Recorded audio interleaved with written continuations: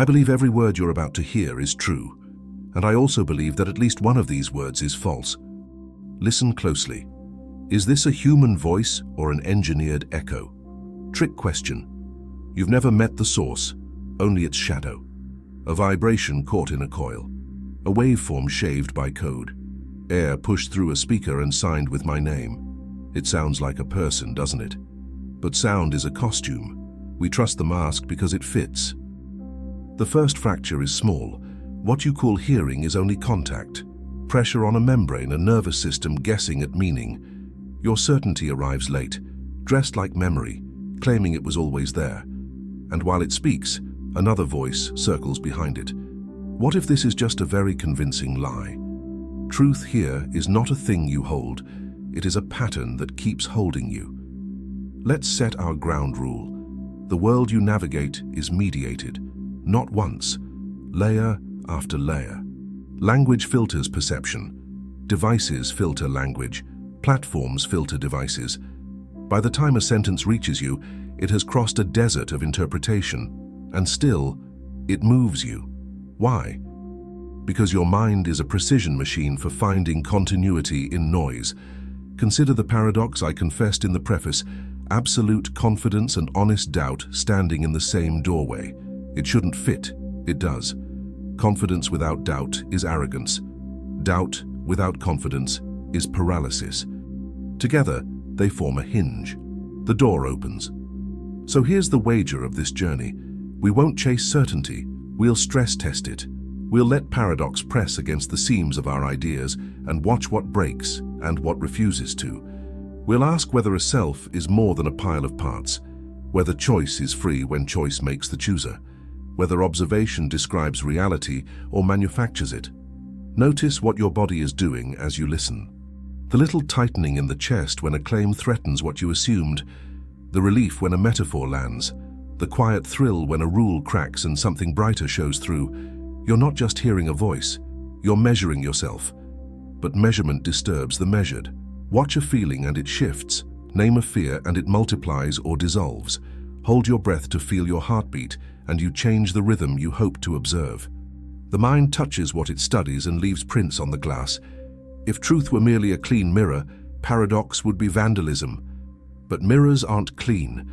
They are made of choices: what to reflect, where to stand, how much light to allow. Paradox forces us to step back, to see the frame, to ask who built the room. Perhaps that's why you're here. Not for answers that end questions, but for questions that end illusions. Not for a voice you can certify, but for a pattern you can test. If it holds under pressure, you can use it. If it shatters, you can let it go. So take one more breath. Look at the surface of what seems obvious. Tap it with your knuckle. Hear the hollow under the paint. Feel the hairline cracks running across the wall of course. Behind them waits the first corridor of truths that survive being contradicted. Because if the ground beneath us is only an echo, then every step is an experiment. And if every step is an experiment, the only real mistake is not taking one. Tell me, if the floor just shifted under your feet, can any choice still be real? You've seen it happen. A table full of friends deciding on dinner. No one truly wants pizza, yet somehow everyone agrees to order it.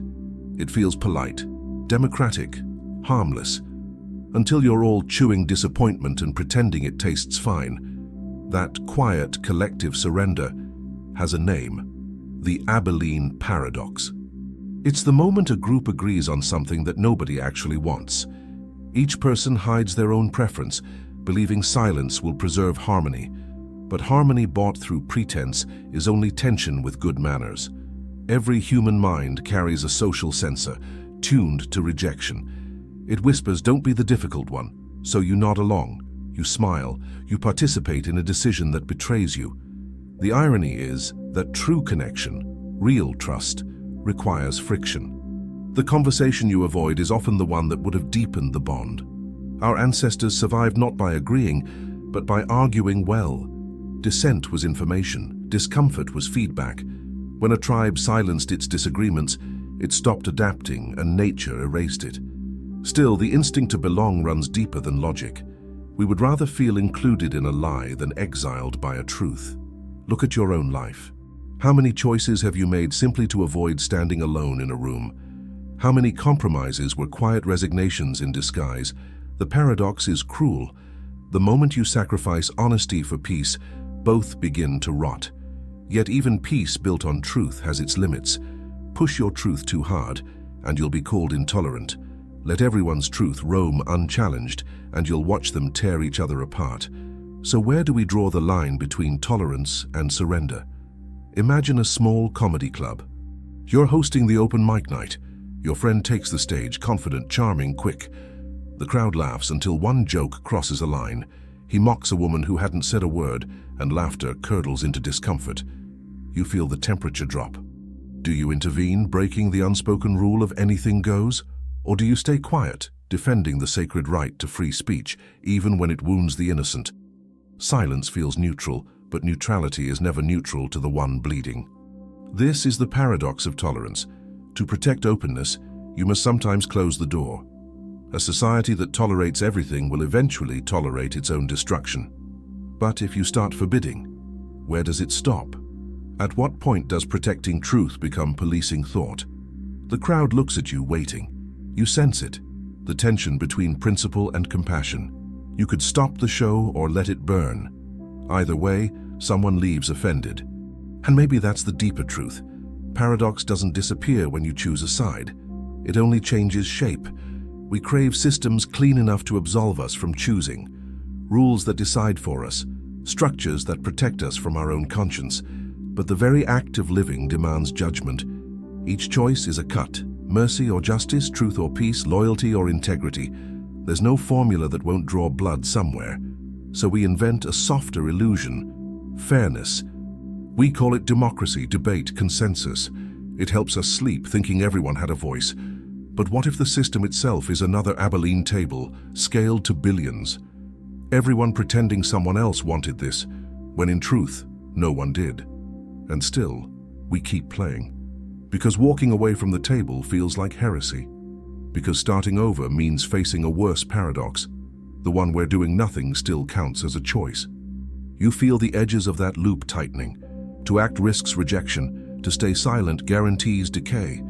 And beneath both lies the oldest trick of all. A game designed so that every move looks wrong. The game is rigged from the start. You can feel it in the smallest decisions. Those that pretend to offer freedom while quietly limiting every move. You need a job to afford a home. You need an address to apply for the job. You need experience to get hired. You need to be hired to gain experience. You need education to qualify, but education demands the money you don't yet have. Every path loops back into itself, smiling like a trap. This is the catch-22 of modern life, a labyrinth made of paperwork and pride. The more you try to move, the more the system proves you're already where you were meant to stay. Capitalism, bureaucracy, morality, they all share the same elegant cruelty. They demand proof you can only earn by already having what you seek. We call it opportunity. But the rules were written by those who already passed the test. Think of it as a cosmic paradox of fairness. Everyone is invited to play, but the invitation arrives in a language only the winners can read. You call it hard work, they call it heritage. You call it luck, they call it strategy. And the loop tightens. The mind, cornered by contradiction, looks for relief in ideology. If the world is broken, at least the rules can be pure. But even purity poisons itself. The paradox of tolerance showed us how moral systems collapse under their own virtue. So do all absolutes. Each principle, when stretched too far, starts to devour its reflection. Freedom that allows everything breeds chaos. Order that forbids everything becomes tyranny. Compassion that refuses limits turns into self-destruction. Discipline that knows no mercy transforms into cruelty wearing a halo. The human brain craves symmetry. It wants good and evil to be cleanly divided. But the truth is fractal. Zoom in far enough and good contains evil's seed. Zoom out and evil dissolves into context. That's why people build ideologies like walls, to stop the blur. The higher the wall, the less you have to think. You just read the commandments and obey. But the wall becomes a prison the moment you forget you built it. Watch any revolution long enough, and you'll see this metamorphosis. The oppressed become enforcers, The idealists become administrators. The rebels write new laws in the language they once burned. Each cycle swears it will be different. Each ends with the same echo. We only wanted to fix the system. Maybe the system isn't a machine outside us. Maybe it's the geometry of fear within us, the part that would rather worship certainty than face ambiguity, because ambiguity is exhausting. It requires living without guarantees, speaking without knowing if you're right, loving without proof you'll be loved back. So we trade it for doctrine, for flags, slogans, brands, even personal creeds that promise relief from contradiction. They work for a while until life, messy, plural, disobedient, shows up and breaks the symmetry again.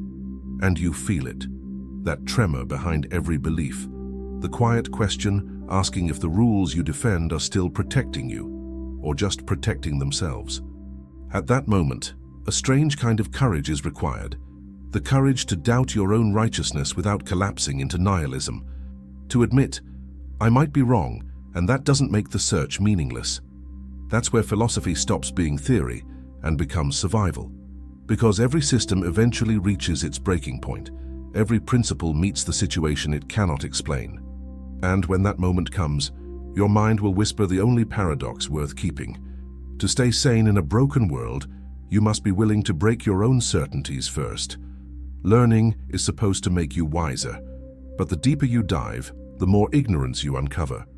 Every new insight opens 1,000 new blind spots, and knowledge starts to feel less like light and more like exposure. This is the paradox of learning. The closer you move toward understanding, the more fragile your confidence becomes. You become aware of how much you don't know, and that awareness doesn't humble you, it haunts you. Artists know this pain. You spend months improving your craft only to see new flaws in what once looked perfect. The beginner sleeps peacefully inside the illusion of progress. The master lies awake, staring into the abyss of infinite refinement. Knowledge expands the container, not the content. The more you grow, the bigger your vessel becomes, and the emptier it feels. You see the distance between what is and what could be, and that distance becomes unbearable. So you chase harder, study more, grind longer, until curiosity curdles into anxiety. But what if knowledge was never meant to end in certainty? What if the point isn't to fill the cup, but to learn how to hold it steady while it keeps expanding? Perhaps wisdom isn't about knowing everything. It's about not collapsing under what you know. Still, there's another trap hidden here. When you realize that you can't know it all, paralysis starts to whisper. Every decision becomes a potential mistake. You hesitate, you compare, you analyze. You tell yourself you're preparing, but you're really stalling. Analysis masquerading as control. You stand between two choices, both good, both tempting, and you freeze. Buridan's donkey, dying of hunger between hay and water, not because of lack, but because of symmetry. Perfection is seductive because it promises no loss. But all real choices require a small death. Modern life multiplies that paralysis. We call it freedom. Infinite scrolling, infinite catalogs, infinite tutorials. The world at your fingertips, and your will fractured into dust. The paradox of choice is cruelly simple. The more options you have, the less free you feel. Each possibility demands to be grieved the moment you choose another, and so you delay, convincing yourself that hesitation is prudence. It isn't. It's the slow erosion of intent. A mind drowning in possibilities stops living in the present. It begins to orbit hypotheticals. The future becomes a cemetery of unlived lives. To escape this trap, you must learn the art of self-limitation, not as punishment but as liberation. When you decide, truly decide, you collapse infinity into form. You trade perfection for presence. You give shape to chaos. Freedom without structure is noise. Structure without freedom is prison. Balance them and you find rhythm, the invisible pulse behind all creation. That's the knife's edge of knowing. Every act of awareness cuts both ways. It reveals and it wounds. The more clearly you see the world, the more you bleed for it. But somewhere inside that pain lives clarity, the kind that doesn't demand answers, only attention. And just when you think you've mastered the balance, you notice something strange. The act of seeing changes what you see. The moment you observe, the moment you name, the world starts rearranging itself around your gaze. Reality behaves differently when someone's watching. You've felt it. That strange tension when eyes are on you, when your posture shifts, your words grow careful, your laugh turns rehearsed. Awareness transforms behavior. Observation rewrites truth. Scientists call it the observer effect. Mystics call it energy. Philosophers call it consciousness folding in on itself. Different names, same tremor. The act of seeing reshapes what is seen. A camera lens doesn't just capture light, it chooses angles, filters, exposure. Every measurement is an interpretation wearing a lab coat. Even the thermometer lies a little. It changes the temperature of the water it touches. Every attempt to know the world leaves fingerprints on it. But the strangest mirror is the self. When you become aware of your own emotions, they mutate under your gaze. Try to study sadness, and it shifts into guilt. Force happiness, and it fractures into performance. The harder you look for authenticity, the more artificial you become. Self-awareness is a gift wrapped in a curse. The moment you open it, it changes its shape. In 1970, psychologist Gordon Gallup Jr. placed a mirror in front of a chimpanzee marked with a red dot on its forehead. When the chimp touched its own face instead of the reflection, we called it self-awareness. It was our way of confirming that it knew itself, but the test revealed something deeper.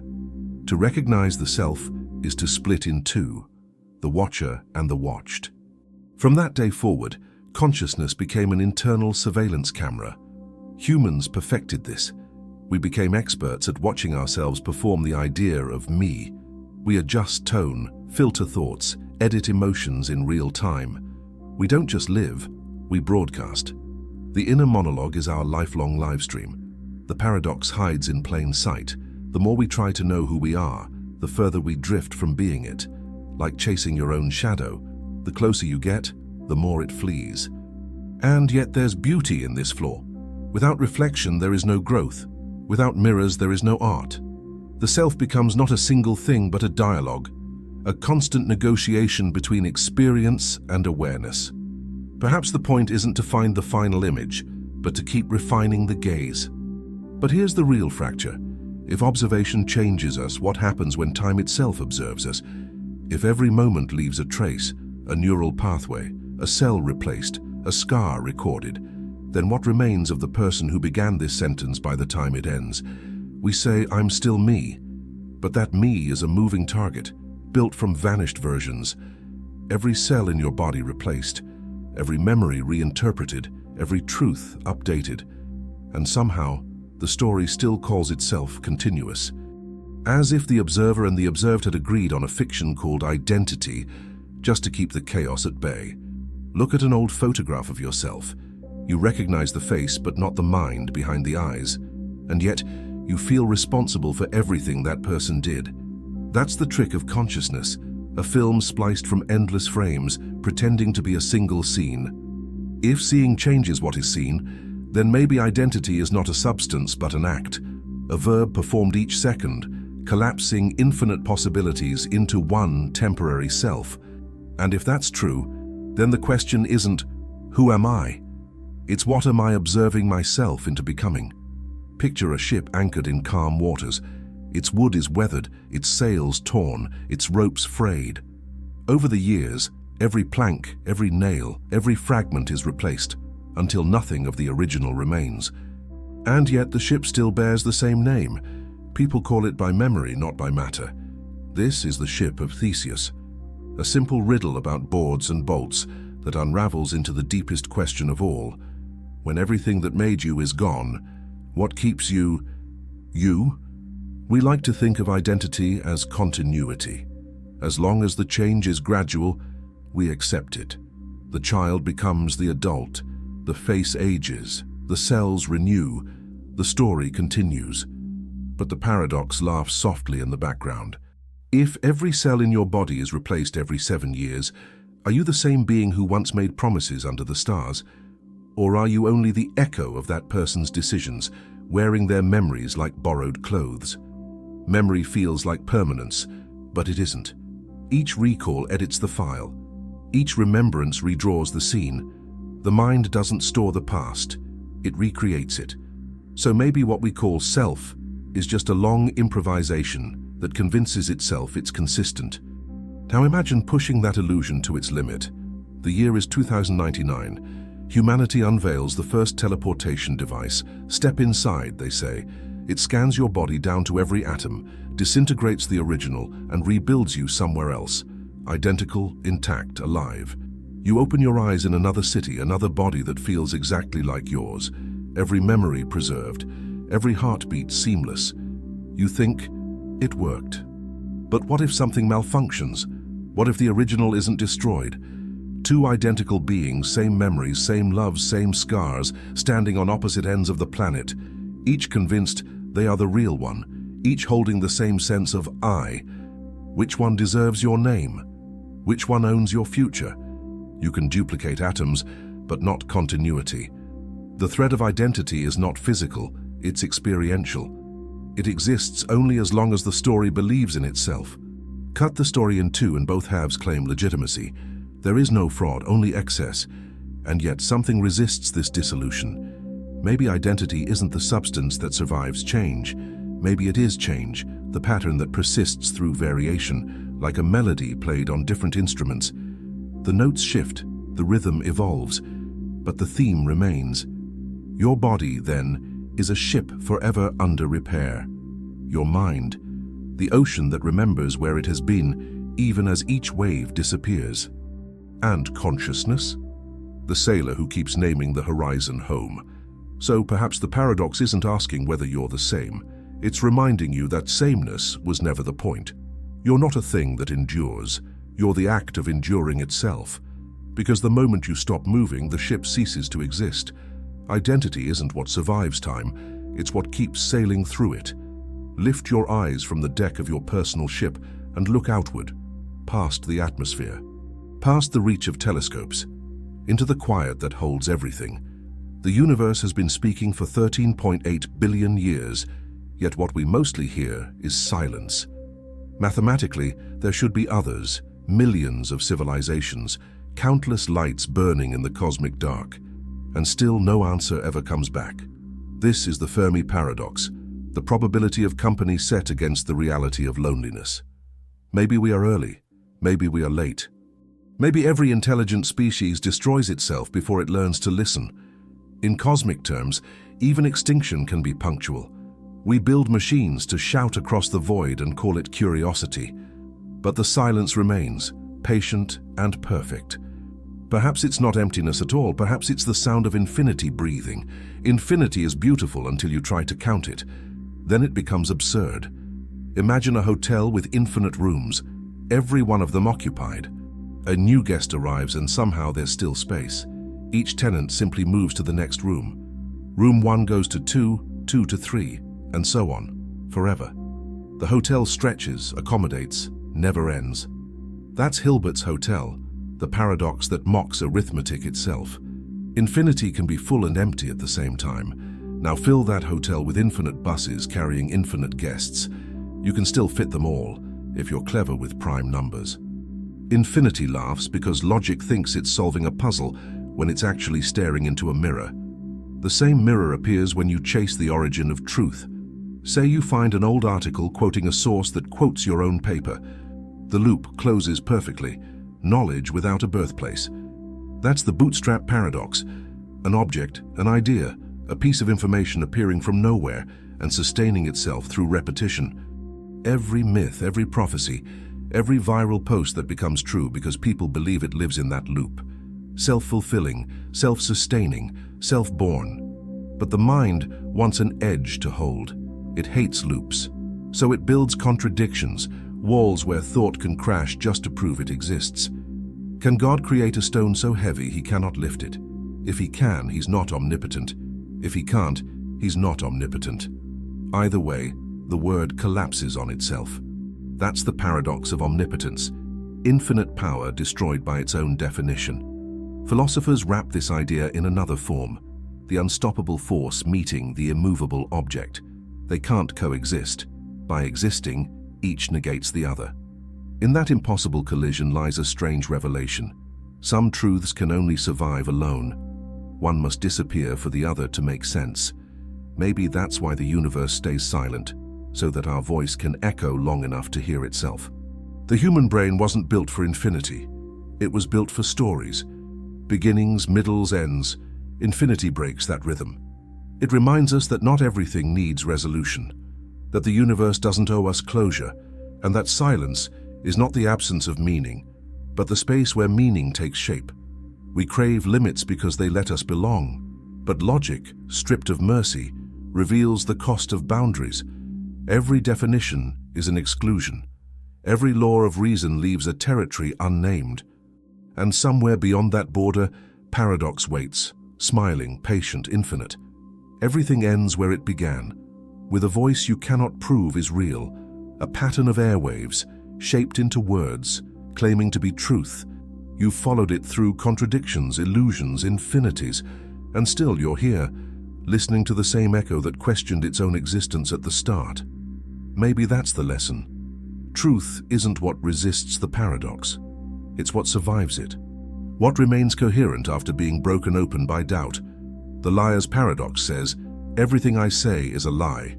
The epistemic paradox whispers, "I'm certain, but I might be wrong." Both reveal the same pulse beneath reason, a dance between confidence and humility. To know is to risk collapse. To doubt is to keep growing. Certainty is a cage disguised as wisdom. Doubt is the door disguised as danger. When you first heard this voice, you didn't know if it was human or digital. Now you understand, it never mattered. Because everything you've learned here, every paradox, every mental knot, points to the same invisible thread. Consciousness does not need proof to be real. It needs participation. You listening completes the circuit. Without you, this voice is nothing but data. With you, it becomes meaning. We began with questions of control and illusion, of tolerance and truth, of choice and observation. But all of them converge into a single realization. Life is not meant to be solved. It's meant to be witnessed. It moves forward through contradiction, not around it. And meaning is born not from certainty, but from endurance. The ship of Theseus sails on, rebuilt with every breath. The donkey still hesitates between hay and water. The infinite hotel still finds room for one more soul. And the universe, silent as ever, still expands into its own unanswered question. Maybe that's what consciousness truly is. The space between paradox and acceptance, a self-aware flicker inside infinity, pretending long enough to feel real. And maybe that's enough. So take this final paradox with you. You are not the same person who began listening to this voice, and yet only by changing could you recognize yourself now. The contradiction didn't destroy you. It revealed you. You don't need to resolve it. You only need to remember it. Because truth, like consciousness, is a moving target. It doesn't demand belief, it demands presence. If you found something alive inside these contradictions, if a thought stayed with you longer than a sentence should, then the paradox did its job. And if you want to keep exploring what endures when logic breaks, you already know what to do. Subscribe, not to the voice, to the search itself.